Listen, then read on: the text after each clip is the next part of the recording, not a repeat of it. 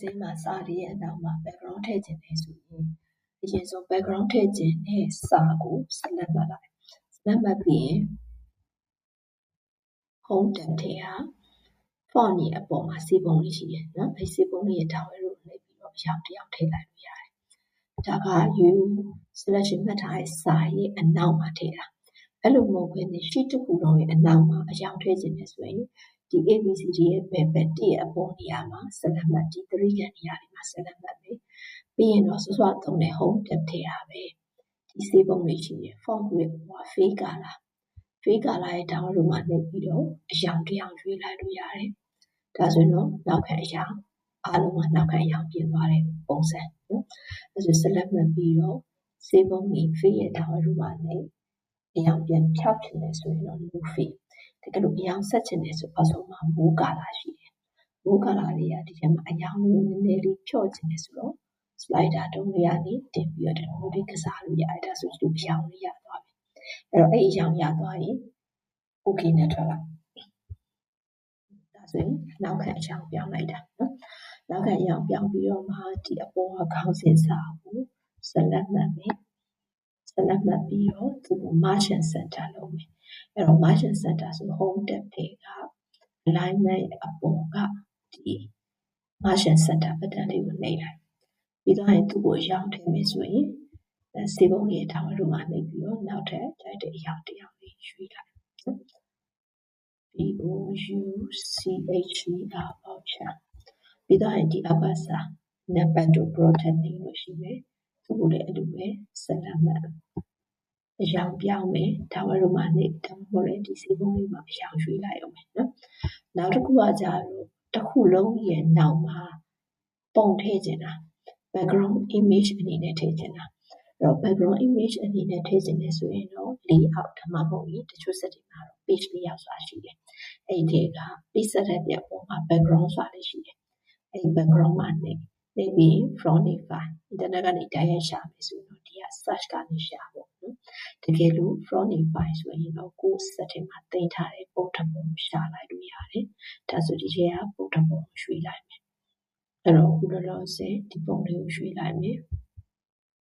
double click ဆိုရင်သူကနောက်ခံအရောင်ထည့်ထားတာဖြစ်တဲ့အတွက်ပုံထည့်ထားတာမမြင်အောင်နော်အဲ့တော့နောက်တစ်ပုံထည့်မယ်အဲ့ဒီ background ကိုပြန်ပြောက်ချင် delete background နဲ့ပဲသွားပေးရမယ်နော်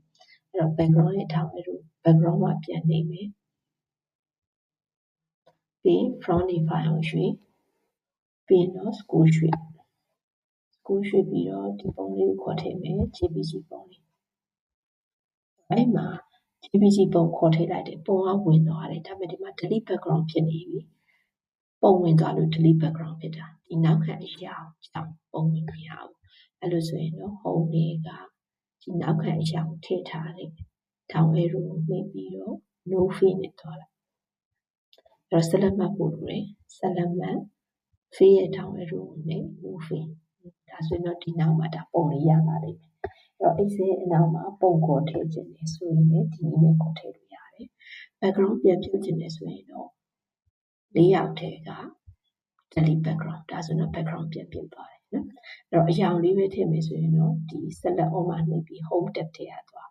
background ပုံအနေနဲ့ထည့်မယ်ဆိုရင်တော့ layout ထဲကသွား page layout ထဲကသွားအဲ့တော့အခု home လေးကစေပုံလေးကနေအရောင်လေးတစ်ရောင်ရွှေ့ထားလိုက်ပြီအရောင်ရွေးပြီးသွားရင်တချို့ကဒီအောက်မှာကုမ္ပဏီ logo ပုံစံမျိုးအခုချိန်မှာ print လေးတစ်ချက်သွားကြည့်လိုက်နော်အဲ့တော့ file လေးက print သွားကြည့်လိုက်ရင်ဒီမှာအရောင်ပုံစံလေးနဲ့မြင်ရမယ်အဲ့တော့အဲ့မှာအရောင်ကိုဒါကတော့ margin သားချန်ထားလို့ပေါ့နော်ဒီအောက်မှာနောက်ထပ် select မှတ်ပြီးတော့ logo ပုံစံမျိုးလေးခေါ်ထည့်ခြင်းတယ်အဲ့တော့ဒီ select မှတ်ထားတဲ့အထဲမှာ logo ပုံစံလေးခေါ်ထည့်ခြင်းတာအဲ့တော့သူ့ကိုဘောင်းကြီးခတ်လိုက်မယ်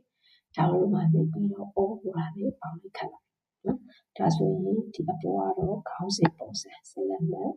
တ်ပြီး all ပေါ်လာ home tab ထဲက font ရဲ့အပေါ်က all ပေါ်လာလေးနဲ့ပေါင်းခတ်လိုက် alignment center သွားလိုက်ဒီတိုင်းဘိုးလုပ်လို့ရမယ်နော် အဲ့တော့အမြင့်လေးပြင်ချင်တယ်ဆိုရင်တော့ဒီ4နဲ့5နဲ့ကြားမှာတင်ပြီးတော့ drag ဆွဲရွှေ့အကုန်လုံးအမြင့်ပြင်ချင်တယ်ဆိုရင်4 5 6ဒါ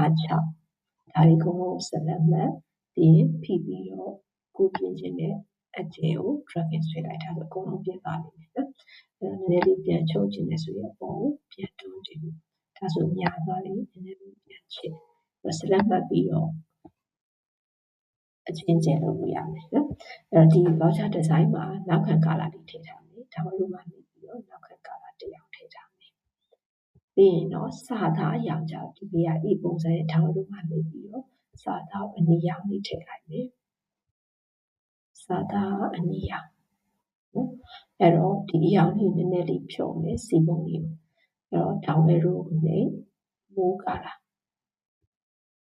မိုး color တွေကကိုယ်အရောင်လေးဖြောခြင်းတယ်ဒါကြောင့်အတုံးလေးကိုတင်ပြီးပေါ်လေးကိုတွန်းရွှေ့လိုက်ဒီမှာပြောင်းသွားတဲ့အရောင်လေးမြင်ရမယ်နော်ပထမအရောင်ဒီအရောင်အဲ့တော့ okay နဲ့ထွက်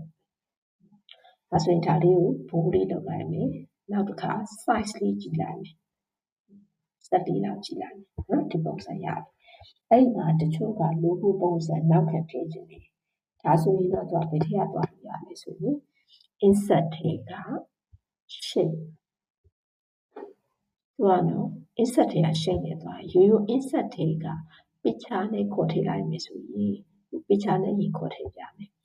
insert ထည့်က picture နဲ့ခေါ်ထည့်လိုက်မယ်ဆိုဒီပုံလေးပဲတစ်ချက်လေးကြည့်ဒီကပုံလေးကဒီမှာအဖြူရောင်လေးဖြစ်ပြီးတော့ဒီလိုပုံစံလေးဝင်သွားတယ်နော်ဒီလိုပုံစံဖြစ်သွားတယ်သူကနောက်ခံ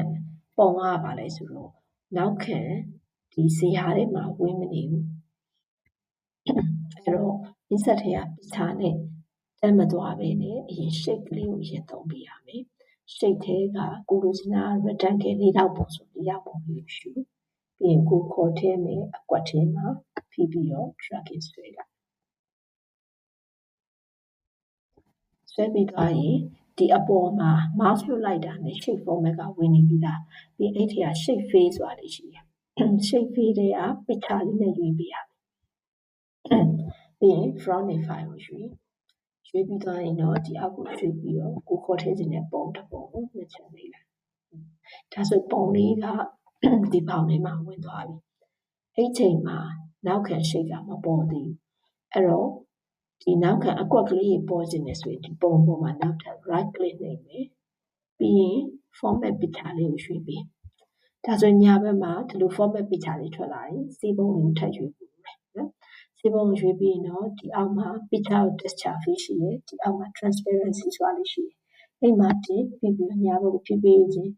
drag ဆွဲလိုက်ဒါဆိုပုံလေးကမှာပပလေးပဲကျန်ခဲ့တော့နော်အဲ့တော့သူ့ရဲ့ဒီမှာဘောင်လေးမြင်နေရတယ်အဲ့ဘောင်ကိုပြန်ဖြောက်မယ်ပုံကိုဆက်လက်ပတ်ပြီးရင် shape format တွေက shape outline ရဲ့ down arrow ကိုနှိပ်ပြီးတော့ no outline နဲ့သွားပြရမယ်။select ပြုတ်လိုက်တယ်ဆိုတော့ဒါ logo ပုံစံလေးဝင်သွားတယ်ပေါ့နော်။အဲ့တော့နောက်ခံကိုက logo ပုံစံခေါ်ထည့်ခြင်းနဲ့ဆိုရင်ဒီနည်းနဲ့သွားလို့ရတယ်။ box လေးကိုဒါတော့ကိုလိုချင်တဲ့ site ကိုပြင်လိုက်လို့ရတယ်နော်။ထောင်းပါလေပြီးတော့ဆွဲချုံလိုက်ရတယ်။တချို့ကကြတော့ဒီနောက်ခံစာကိုပုံအနေနဲ့ခေါ်ထည့်ချင်တာဒီလိုမျိုးပုံမဟုတ်ဘဲနဲ့စာအနေနဲ့ခေါ်ထည့်ချင်တာရှိသေးတယ်နော်အဲ့တော့စာအနေနဲ့ခေါ်ထည့်ချင်တာတော့ဒီပိုင်းပေါ့အခုကတော့ပုံအနေနဲ့ခေါ်ထည့်ချင်ဒီနည်းလေးကိုသုံးလို့ရတယ်ဆိုတာလေးပြောပြရနော်အဲ့တော့ print လေးကြည့်လိုက်မယ် file လေးက print ဒါဆိုရင်ဒီမှာ